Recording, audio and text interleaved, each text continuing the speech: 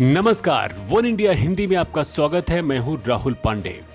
RSS प्रमुख मोहन भागवत ने कहा है कि शादी के लिए दूसरा धर्म अपनाने वाले हिंदू गलत कर रहे हैं।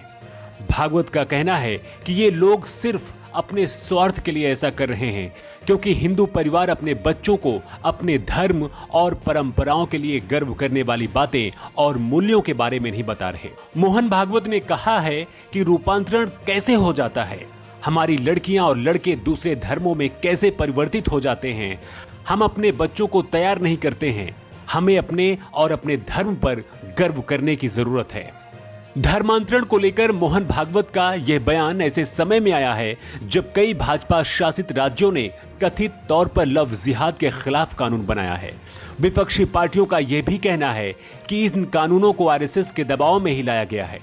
मोहन भागवत ने भारतीय पारिवारिक मूल्यों और उनके संरक्षण के बारे में विस्तार से बात की और उन्होंने यह भी मुद्दा उठाया है कि कैसे ज्यादातर आरएसएस कार्यक्रमों में केवल पुरुष ही दिखाई देते हैं। मोहन भागवत का कहना है कि आरएसएस का मुद्दा हिंदू समाज को संगठित करना है, लेकिन जब हम आरएसएस के कार्यक्रम आयोजित करते हैं तो हमें केवल पुरुष ही दिखाई देते हैं।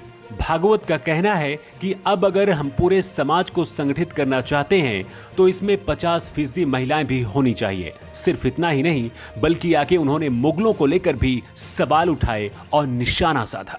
मोहन भागवत ने कहा है कि मुगलों के आने तक भारत के पास बहुत संपत्ति थी। पहली शताब्दी से 17वीं शताब्दी तक देश में मुगल लूट शुरू होने से पहले भारत आर्थिक रूप से दुनिया का सबसे समृद्ध देश था।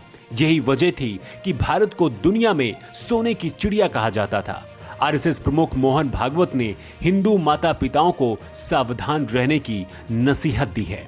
खबरों में फिलहाल इतना ही। ज्यादा अपडेट्स के लिए आप बने रहिए वन इंडिया हिंदी के साथ।